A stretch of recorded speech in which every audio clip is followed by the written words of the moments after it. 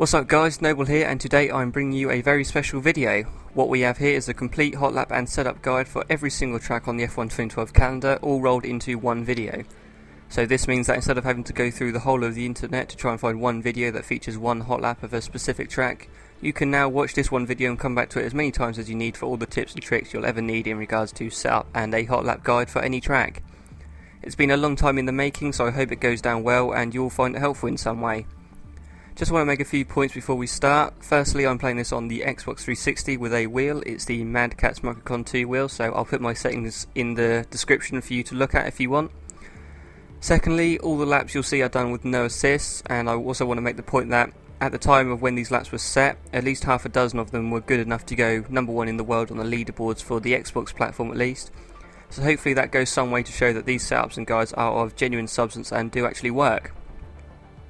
All the setups you'll see in this video will be what I generally use for any game mode, and I also want to point out that in the description I'll leave timing marks next to each individual part of the video, so it's nice and easy for you to find the specific hot lap or setup you're after. But yeah, what I'll do is kick things off with a general overview of the setup menu and an explanation as to what each bit of the setup does, and then we'll move on to the quickfire setup plus hot lap guide for every track. So kicking things off with the aerodynamics first. So for this part of the setup we have the front and rear wing angles to sort out. To put it in basic form, a low front wing will give you improved straight line acceleration, but you will suffer a loss of mid-corner grip as the car won't have the downforce levels on the front of the car to allow the front end to grip sufficiently. The rear wing, that will have an even bigger influence on your top speed and acceleration rate. A lower value will mean you'll gain a lot in terms of speed down a straight, but at a cost of less cornering performance. You'll typically want to keep the two values relatively similar to gain a decent balance, as too much front wing combined with a low rear wing will induce oversteer due to the front end gripping but the rear end getting loose and unstable because of the lack of downforce on it. On the other side of things, too much rear downforce and a low downforce setting on the front will give you understeer, as the rear end is essentially wasting the downforce it has because the front isn't gripping sufficiently due to the low angle. So yeah, you want to find a balance that pleases you as a driver and gives you confidence. You'll see from the setups in this video that I run the same wing settings for every track purely because the straight line speed gains and acceleration from the lower wings is worth a lot more lap time compared to running higher wings for improved cornering performance. However, don't be afraid to up the wing angles if you're having trouble dealing with the low wings, as it's better to do a slightly slower lap time consistently in a race compared to doing one blistering lap and then binning it in the wall because the car is unstable. But yeah, that's enough now regarding the aero, so we'll move on to the braking. So first up is the brake balance. 50-50 will give you the shortest stopping distance, but personally I find it's too prone to locking the front. So just easing that balance towards the rear until you find a comfortable balance that allows you to not lock either end and trail brake efficiently. For those who don't know what trail braking is, then it's where, unlike usual where you'd get the most of your braking done in a straight line and then focus on turning into the corner with trail braking, what you'll be doing is braking just a fraction later and then riding the brake pedal about 10 or 20% into the apex of the corner whilst turning. This can be difficult to do, as the main time you'll want to be doing this is from a heavy braking zone into a long radius corner where the apex is quite a long way into the turn, so for example turn 1 at Malaysia. So yeah, finding a brake balance that suits you will be ideal to being comfortable when going for overtakes and being confident with late braking when needed, especially if you prefer using no ABS. But moving on now, we've got the brake pressure. So having that set to low will increase the braking distance, but will make it easier to avoid locking up. Standard will give you a decent mix of the two, whilst having high pressure will give you the shortest braking distance, providing you can nail the sweet spot of the braking input. You have to be very precise, which makes it difficult to perfect, but once you get the feel for the high pressure, it can really help you in many circumstances like overtaking on one lap quali pace. The last part of the braking part of the setup is the size. The three options have a similar effect to the three regarding the pressure. The additional effects will be the smaller brakes, which keep temperature in them a lot better, so they avoid going cold, which can increase the likelihood of locking up. The large brakes have the opposite effect in that they can get cold pretty quickly if you don't use them for a while, but the cold effect doesn't make too much difference, so the setting you want is purely down to whether you can manage the smaller operating window of the larger brake size, which if you want then just move down the size until you feel comfortable. That rounds up the brakes, so We move now on to the balance. Two options to change in here being the front and rear anti-roll bar. So if we start with the front anti-roll bar, a lower setting will give you better performance through the second half of the corner, whilst a higher value will increase the response of the car, but it'll give you good initial turning, but then you'll suffer through the second half of the corner with a little bit of understeer. Typically, a track with long corners will mean you'll want a lower setting, whilst a track with lots of 90-degree corners or similar will require you to have a higher setting. The rear anti-roll bar I haven't messed around with too much, but I believe a lower setting will give you a better initial turn-in, but the rear end will be very loose on the exit of the corner, and it will give you inferior traction to a higher setting. Going with a higher setting will not only give you better traction, but will give you a more planted feel through the duration of the corner. So up next is the suspension. We have ride height and spring settings. The ride height is relatively important in real life, as you see teams trying to get the cars as low as possible before they start bottoming out. A lower ride height will create a lower centre of gravity and create more downforce through ground effect, which helps with cornering performance and the overall handling of the car. But the side effect that always comes with increased downforce is the drag, which is what you'll get if you run with a low setting. Unfortunately on this game, these effects don't appear to have any effect on the car itself, so running it as low as possible is important to maximise downforce in this part of the setup to make up for the wing angles we would typically run. For the spring settings, what should happen is if the values are not firm enough, so too far to the left, the car will have trouble coping with the roll of the car through the corners, which leads to the tyres having a real problem to hold onto the road.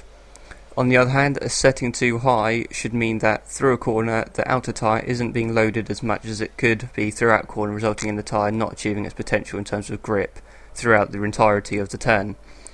A lower setting will give you better traction over bumps and curbs and things, but there compromises a feel of looseness from the car, which makes it feel slightly lazy through the corners. A higher spring setting will mean the car reacts to bumps and curbs a lot harsher, but it gives a better grip through a corner. It can be difficult to set up a car on this game due to sometimes the car doesn't react to a change in the way it should, or the way you feel it should, but once you get a base setup, which you'll see in the setups later in the video, you'll find what you need to be changing from track to track. But anyway, back to the explanation of the setup menu. Up next we have the gearbox. A shorter gearbox should in theory give you a better acceleration rate compared to a longer gearbox, which should suffer initially with poorer acceleration, but will give you greater top speed. But that doesn't really come to fruition on this game, as the difference in acceleration between a short gearbox and long gearbox is almost non-existent. So the easy thing to do is just set up the gearbox so that you're just touching the rev limiter in 7th gear in quali trim.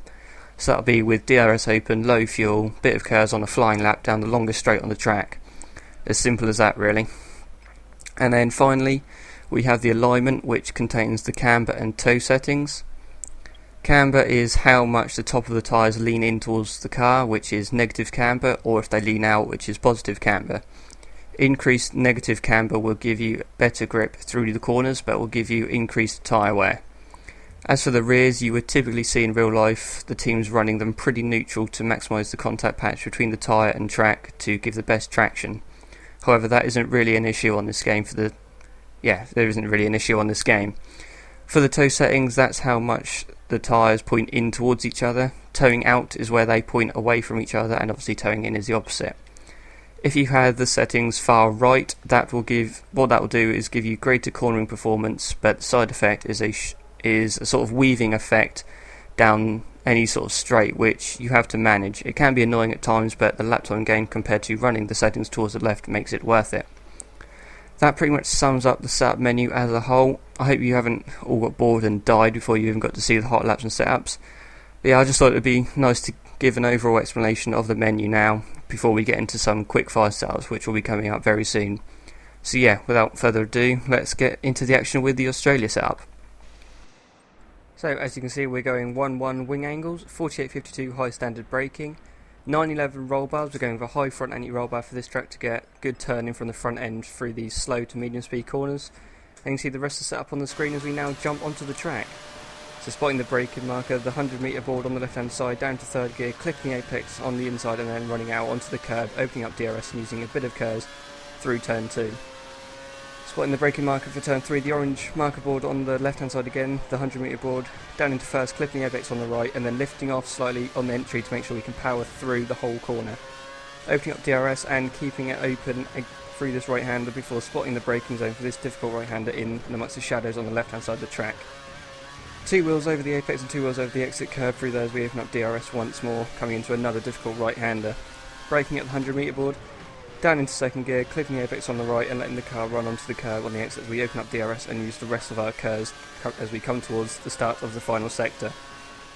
We're going to double downshift into 5th for this left-handed part of the chicane and then up to 6th before the right as we power through the corner, opening up DRS once more. Braking amongst the shadows on the track here, down into 3rd gear, taking a nice late apex to try and get as much power down this little straight before this difficult right-hander. Down to 4th and then up into 5th on the exit with DRS open and then braking just as the white wall on the right hand side starts. Not letting the car run too wide on the exit as we need to get the car pulled back towards the left to get the best run through this final corner, opening up DRS as we drive towards the line to complete a lap of Australia. Now for the Malaysia sub, we're going 1-1 wings again, 48-52 high standard braking, a lower front anti-roll bar this time as there's a lot more sort of long and sweeping corners on this track, especially through the middle sector where we're going to want a lot of sort of second half of the corner grip as we now start the lap. Coming down towards the braking marker just before the 50 metre board, trying to trail brake into the apex, not letting the car run too wide as we need to get a good run through turn 2 to get on the power nice and early, opening up DRS and getting on the curves as we come down towards the end of sector 1. Going to try and spot the braking marker of the 100 metre board on the left hand side, down into 2nd gear for this right hander. There's a little bump on the apex which can unsettle the rear of the car, but we get round it nicely with no troubles. Up into 6th gear, DRS open for this left hander before closing it again and then a downshift into 5th and then back up to 6th pretty early to make sure we don't run too wide on the exit. Braking underneath the blue alliance board on the left there, down to 4th for this double apex right hander before shifting up to 5th on the exit. Braking marker is the 100 metre board for this one, down into 2nd gear. You can do 1st if you want, but I find the rear end gets a little bit unstable as you try and put the power down on the exit. Down into 3rd gear for this difficult right hand. There's a lot later apex than you think as we now come towards this easily flat with DRS open through that left hander and then spotting the braking marker of the grey area on the right hand side before that corner. Getting the braking done for that is where you want to let the car run out wide and then focus on getting a good speed through the corner as we come down towards the final corner.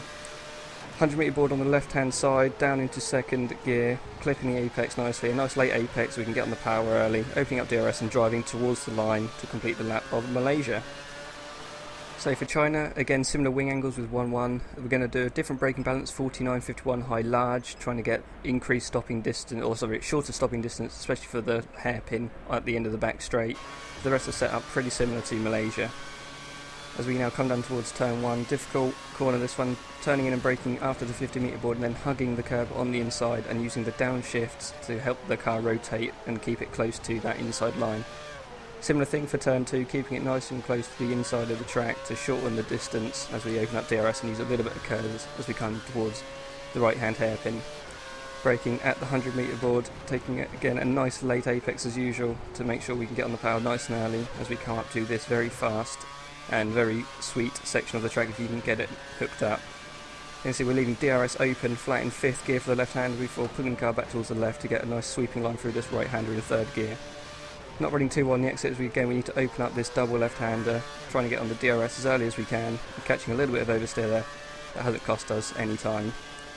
Braking zone 100 metre board, trying to clip the curb on the left-hand side and then get a nice run through this right-hander and get on that DRS and curves as soon as you can, as soon as you feel safe that the back end isn't going to try and step out.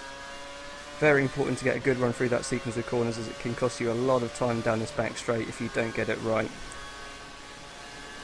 Gather your senses as you want to find the braking zone just after the 150 metre board, hard on those brakes, trying to clip the apex on the right hand side there, and then opening up DRS again once more on the exit as we now try and brake just after the shadow on the track, clipping the apex nicely, taking the bollard with us as we complete the lap for China. Moving on to Bahrain, again 1-1 wings, 48-52 high standard, a 6-11 balance, so a mixture of front end grip initially and then second half corner grip with the medium sort of front end roll bar. The rest of the setup again similar as everything else you've already seen. So braking just at the curbing here on the left, hard down through the gears, clipping apex on the right and then getting a nice exit through turn 2 and turn 3 with DRS open and a bit of curves as well.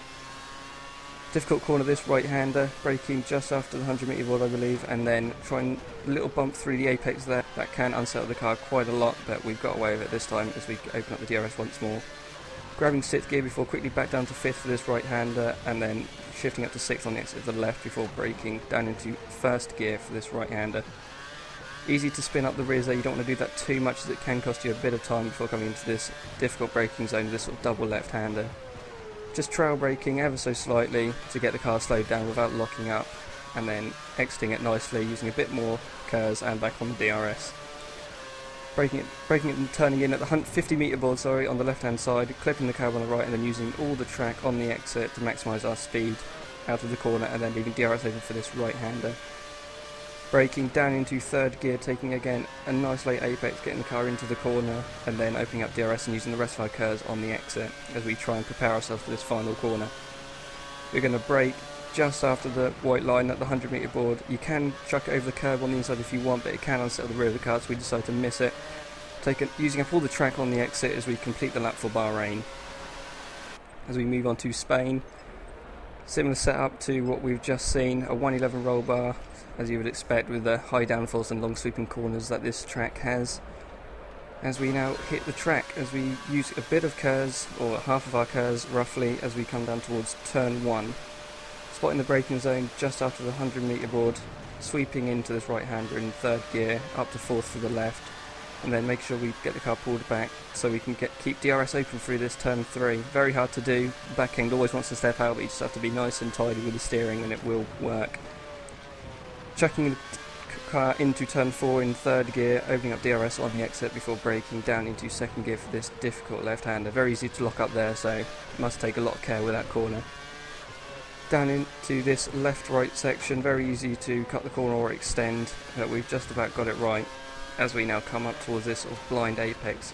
Very tempting to turn in early there, but you want to make sure you take a nice late apex to carry as much speed through the corner as possible.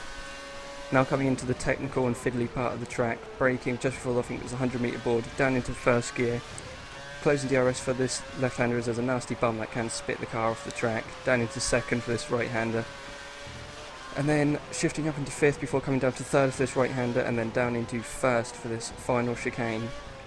Using the rest of the curves, opening up DRS before the final corner and then powering through it, and then completing the lap.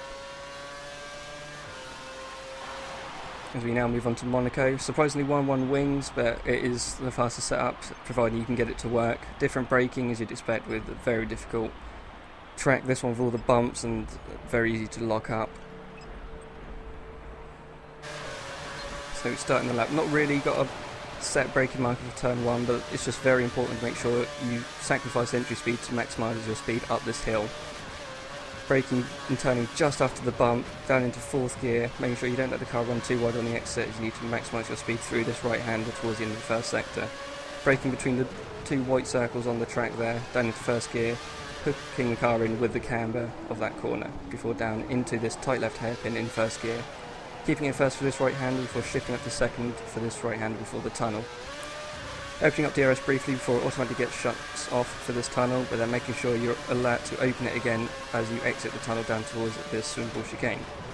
Very easy to cut the corner here, but we take it nicely in 1st gear, opening up DRS on the exit. As you come to probably the hardest corner on the track, which is to back, nasty bump through the apex which can put you in the wall if you're not careful. Chucking the car into this chicane, carrying a nice corner speed before the difficult braking zone of Madcatz. Not exiting that nicely, keeping it in 2nd for the final corner. We just missed the apex by about a tyre width, which has cost us a little bit of time, but still a very nice lap around Monaco. Moving on to Montreal, 1-1 wings as usual, 48-52 high standard braking. Pretty high front end roll off this track, a lot of chicanes where you want to be able to chuck the car into the corner and watch it respond nicely rather than having to wait for the front end to respond as you would have to with a lower front end roll bar. Rest of the settings pretty similar to most of the other tracks as we now start the lap. Down to 2nd gear for the 1st corner before grabbing 1st just before we turn into turn 2. Coming up through the gears as we now come towards the 2nd of the chicanes on this track, braking just before the 50 metre board, clipping the curb on the right and the left and then getting as close to the wall as you dare on the exit. Braking underneath the black box there on the right hand side down into first gear for this corner, not carrying too much speed. You need to open up the exit so you can get on that DRS and a little bit of KERS as soon as possible. Braking like for this corner just in the shadows of the DHL sign, clipping the curb on the right and then the left, and again running it as close to the wall as you can on the exit to gain as much speed down towards the hairpin. Braking at the 100-metre board down to first, clipping the curb on the right and then getting on the power as soon as you can, using up the rest of your KERS and opening up the DRS for this final straight before the final chicane on the Wall of Champions. Very difficult corner. The chicane coming up can easily ruin your lap if you're already on it. Braking at the 100-metre board, trying to avoid the big curbs and just clipping the small ones as we get through there perfectly, avoiding the Wall of Champions and driving towards the line to complete the lap of Canada. Moving on to Valencia, again 1-1 wings, similar braking as we always have done. Similar balance to Montreal as the corners are relatively similar. Going through the usual settings, both cameras left and both toes far right. As we start the lap, difficult braking zone this for turn 2. At the 100-metre board, you want to go down into first gear to get the front end hooked in nicely before powering through turn 2 with the RS open. Braking after the 50-metre board down into first for this first part of the chicane and then up to second before we come through the right-hander, opening up DRS once more and then weaving our way through this section at the end of the first sector. Braking at the 100-metre board down into first gear, using the curb on the inside as we now come across the bridge with DRS open. Easy to lock the fronts into here as we brake at the 50-metre board down into first, using the curbing on the exit to make sure we don't spin up the rears. As we now use up about 2/3 or 3/4 of our KERS with DRS open towards this difficult section of the track. Braking at the DHL board there on the right hand side down to first gear, just clipping the curb on the left there and then again on the left. Taking a nice wide entry into this right hander to maximise our speed through the corner and then down this long straight towards the start of the final sector. Spotting the braking marker of the black box on the left hand side there, clipping the curb just on the entry and then powering through this very fast section of the track. Opening up DRS for just before this right hander if you can gain you a tiny bit of time, but it is risky. Difficult braking zone for this final part of the track, just getting a little bit of braking done before the right hander and then getting hard on the brakes as you come towards the final corner in a straight line as we now complete the lap for Valencia. Moving on to Silverstone now, again 1-1 wings, 48-52 high standard braking as usual, 111 balance as you'd expect with the long sweeping corners similar to Malaysia. Typical suspension, gearbox not quite full to the right, just want to make sure that you're setting it just so you're reaching the limiter in 7th gear at the end of the longest straight as we now hit the track. Turning in at the 50-metre board, keeping it, or shifting down into 7th, opening up DRS for turn 2 and shifting up to 7th before braking at the 100-metre board on the left hand side as we come down to first gear. Shifting up to 2nd and then back down to 1st again for this left-handed hairpin before getting on the power, opening up DRS and using your KERS as we power down this straight towards the end of the first sector. Long corner this one now coming up, braking just after the 100-metre board down into 3rd gear initially and then grabbing 2nd halfway through to get the front end gripping again. Not running too wide for this corner, sort of running a little bit wide and then getting the car pulled back in nicely to get on the power. As always, as important to get on the power as soon as possible. Coming down towards the old turn 1 now, just a dab of the brakes down to 6th, chucking the car in, hoping it grips, which it does nicely there before opening up DRS again as we come down into this legendary part of the track. Left and right, easy in 7th gear, 2 downshifts into 5th and then another downshift for this final part of the sequence down to 4th before climbing up through the gears again down the hanger straight. Entering the final sector there as we now come towards Stowe, a very difficult corner to get right, sort of a blind apex as you come over the hill and then sort of chuck the car in, hoping that you've turned in at the right point. Braking at the 100-metre board now, down into 1st gear, grabbing 2nd before we flick it right and then opening up DRS for this final corner as we cross the line to complete the lap of Silverstone. For Hockenheim, very similar wing angles and braking as usual. For the balance we're going 9-11, a lot of corners where you need to be able to chuck the car in and get good initial grip so you could just carry the speed through the corner. The rest of the setup pretty typical as we now come towards turn 1 where you're going to dab the brakes and turn in just at the 50-metre board, trying not to cut or extend the corner, which we do pretty nicely there. Braking just for the 100-metre board, sacrificing a little bit of entry speed to make sure we can get on the power nice and early down towards this longest straight on the track. just saving a little bit of curves for the exit of the hairpin that we're about to come up to, as we now power down towards that on the rev limiter, braking just before the 100 metre board, down into first, just clipping the curb on the inside before opening up DRS and getting on the rest of our curves on the exit. Keeping DRS open for this right-hander before settling ourselves for this difficult left-hander.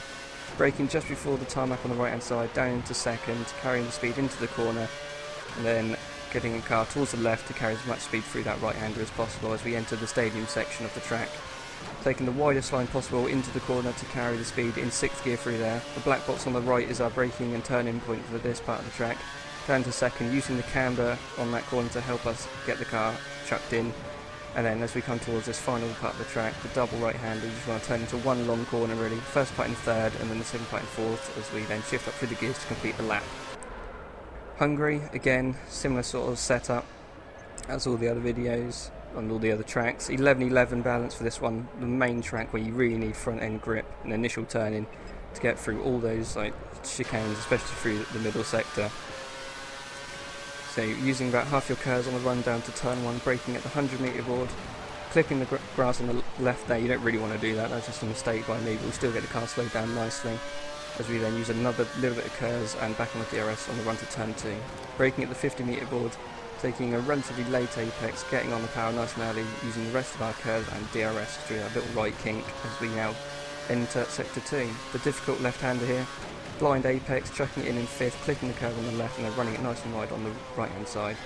Taking a nice late apex again through this right-hander in 3rd gear as we then carry good speed through there, braking at the 50 metre board for this tight chicane in 2nd gear, making sure we get a good exit rather than trying to late brake and make up maybe half a tenth. Nice sequence of corners this, making sure you sacrifice the entry speed to get as much speed as you can through the corner and then out through the exit. That is the key to getting good lap times. As we enter the final sector, braking at the 100 metre board, clipping a little bit of curb on the right there, not too much as it will unsettle the car.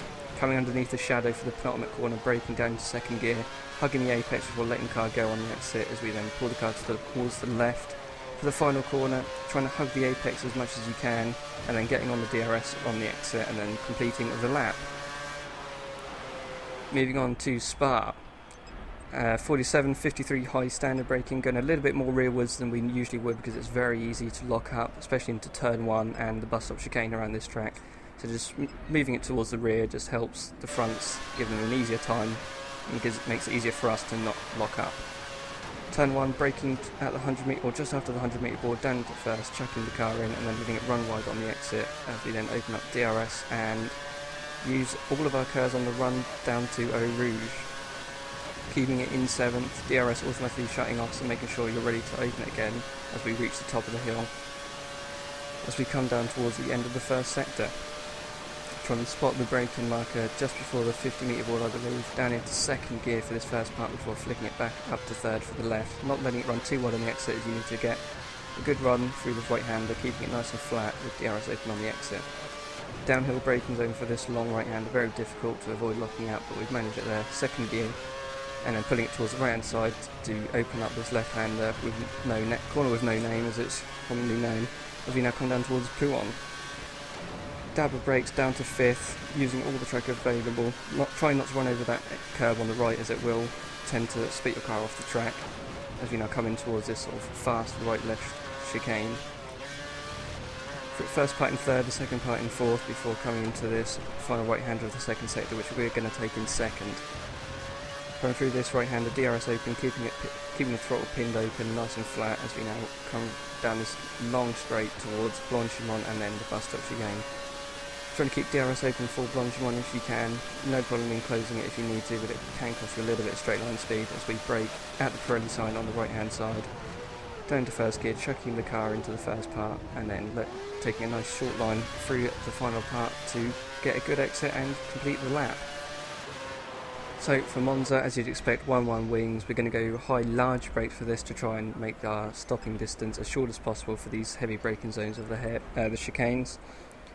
Very easy to lock up, but we need that large pressure or large size to shorten the distance, as that can gain you a lot of time under braking around this track. So coming in towards turn 1, braking at the 150 metre board down into first gear, clipping the curb on the right and then clipping the curb again on the left for turn 2, before using all the track on the exit, opening up DRS and using about half your curves.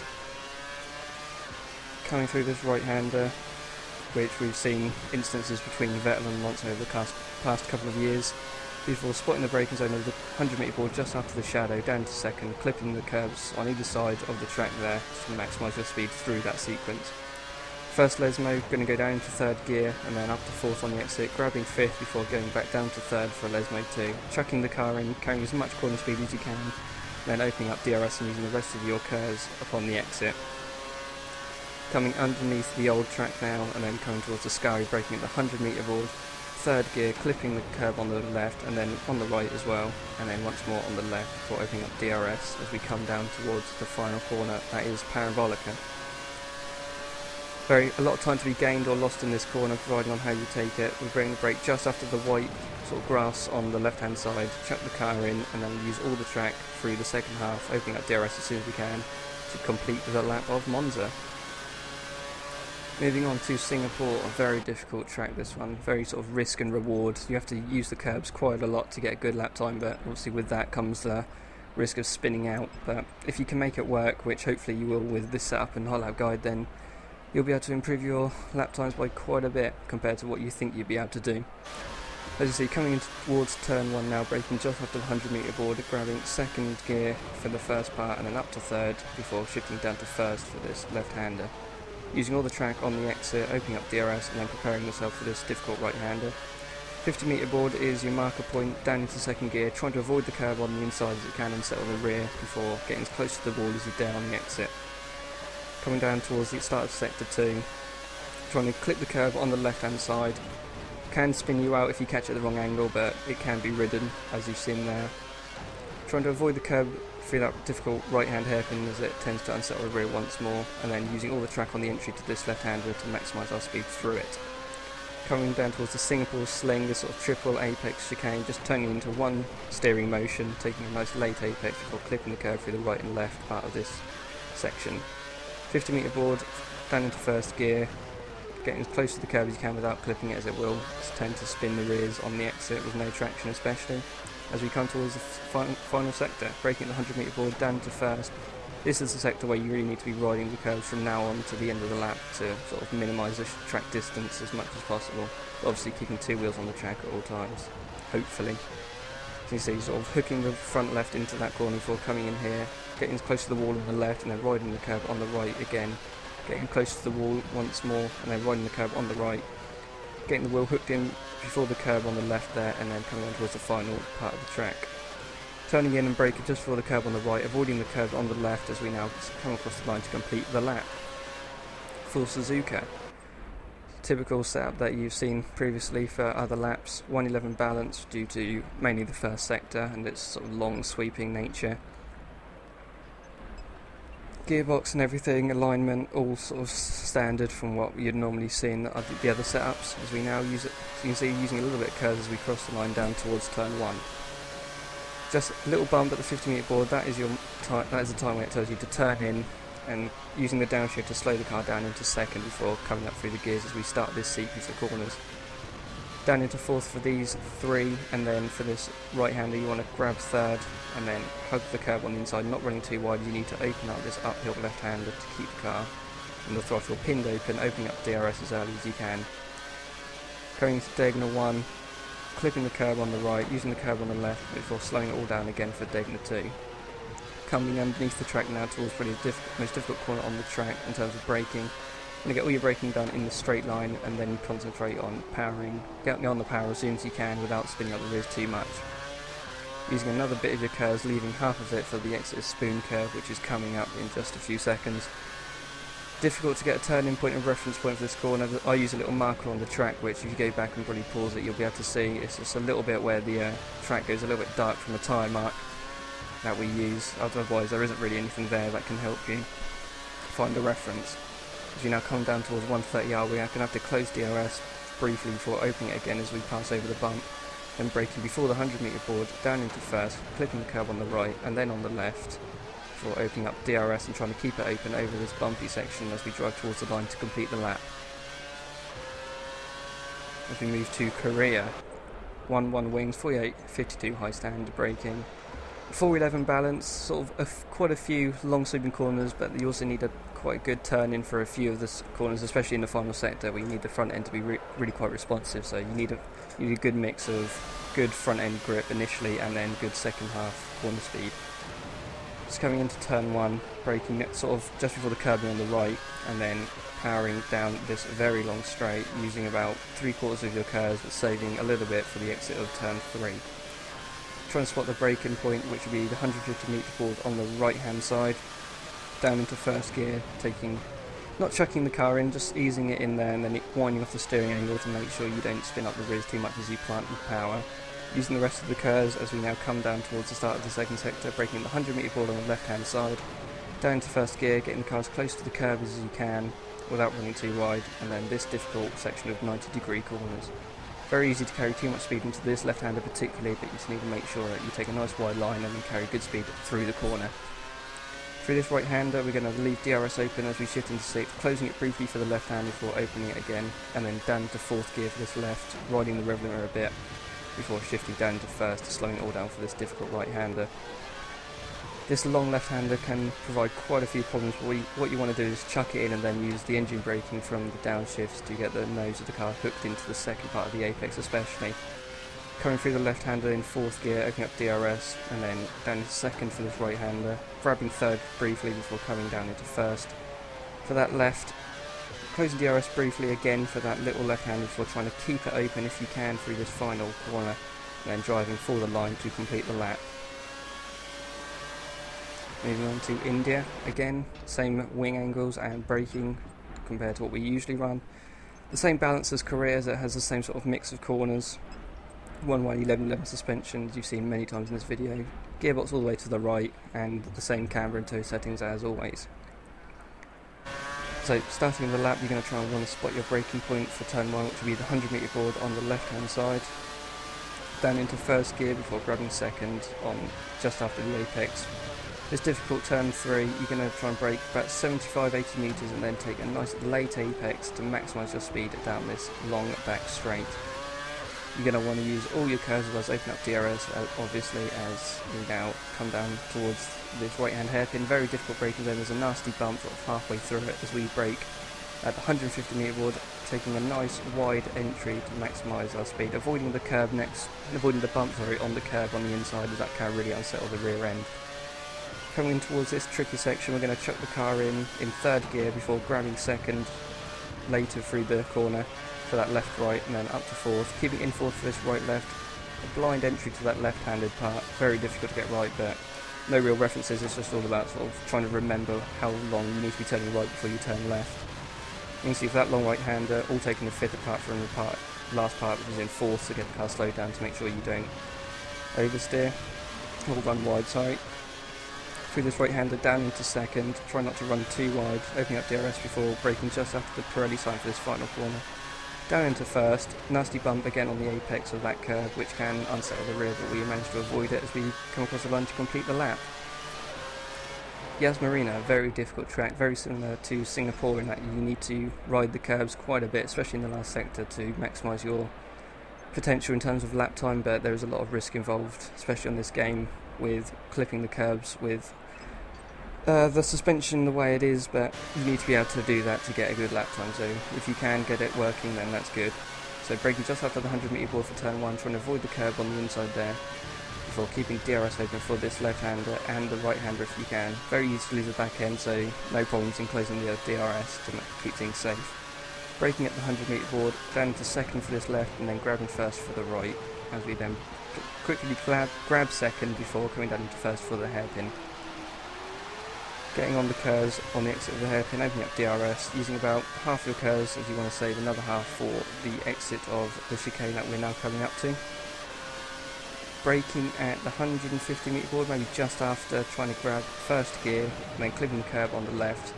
Not running too wide, you need to make sure you can carry good speed through the right, and as we now power down this 2nd long back straight using the rest of our curves. Difficult braking zone for this sequence coming up just before the 100 metre board on the right hand side. Down into first gear for this left before grabbing second for the right and this next left. Shifting up to third before back down to first for this left hander and then powering through the corner and then climbing up through the gears. Leaving DRS open for this, the first two apexes of this right hander and then braking just after the second apex for getting also down for that third apex of that sort of triple right hander. Second gear for these two left-handers, trying to use the curb if you can, and then running the car out wide on the exit. Third gear for that right-hander, clipping the curb, using the curbing on the exit as well, and then braking and turning in just on the curbing on the left, and then trying not to clip the curb as that will unsettle the rear as we complete the lap. Moving on to the United States, 1-1 wings, same sort of braking and everything as you'd expect. Balance, mainly 111, so you get good second half corner grip, which is really what you want around this track, as the corners tend to be quite long and you need a good change of direction as well. So coming up towards turn 1, braking just before the 100 metre board, taking a nice late apex and then powering, coming down the hill, opening up DRS and shifting through the gears. DRS open for this right hander and then coming through this difficult sequence of corners, 7th for the first two, down into 6th for the left and then grabbing 5th for this very long right hander. Another downshift into 4th to the left and then a further downshift into 3rd for this right before powering through that left hander with DRS open on the exit and through that left hander there. Coming down towards this tricky braking zone for the hairpin, braking just before the 100 metre board. Once more another late apex and then getting on the pound nice and early, getting on the DRS and using all your curves down with this very long back straight. A lot of time to think about how you want to approach this next left-handed corner. We're going to brake at the 150 metre board, sorry, and then down into first, clipping the curb on the left, and then you can carry quite a lot more speed through that corner than you usually think. It's not as tight as it looks or appears, so yeah, carrying good speed through there. And then this difficult braking zone, very easy to snatch a left front brake, similar to the Bahrain part, or the part on the Bahrain track where people tend to have quite a lot of trouble with locking the front left with that sort of double apex left-hander. This is another difficult corner. The black box on the right hand side is your reference point, down into 4th, chucking the car in, not running wide as that will give you a warning pretty much instantly for leaving the track, which is good in my opinion, as it should be. That's how it should be. You leave the track and you get your lap time validated, but we won't go into details about that. As we move on to the final lap, which will be around Brazil. Similar wing angles and braking, another high front anti-roll bar for this track as there's a lot of slow corners where you need to be able to chuck the car in and get that good initial grip from the front end. Rest of the setup pretty similar to what you've already seen and what we tend to usually run as a base setup. As we now start this lap, braking just after the 50 metre board, down to second gear, compromising your entry speed to make sure you can get in the power nice and early and carry good speed through turn 2 and turn 3 as we use a little bit of curves and obviously open up DRS as we come through that sequence as we now start sector 2. Braking just before the 50 metre board, grabbing third gear, clipping the curb on the left and not running too wide over the curb on the right, as it does tend to cost you a little bit of acceleration if you run too wide due to the bumpiness. Braking, turning in just after the 50 metre board, clipping the curbs on the two apexes as you want to try and turn that corner into before coming down into first, using all the curb on the right and then grabbing second for this downhill left-hander. Using all the track once more on the exit, grabbing into 5th gear before going back down to first for this late apex right-hander. Getting on the power nice and early as we come down the hill through this left-hander, DRS open, and then spotting the braking zone just before the 50 metre board. It's up to you whether you want to clip that curb on the inside or not. I tend to not do, as it sort of can unsettle the rear end. So just avoiding that, make sure the rear end stays nice and planted as you power down this long pit straight and then cross the line to complete this lap and the video in general. So yeah, I hope you guys have found this video to be helpful and has guided you in what you wanted to be able to find. So without further ado, that's it for me, and thank you for watching, and I'll catch you again soon.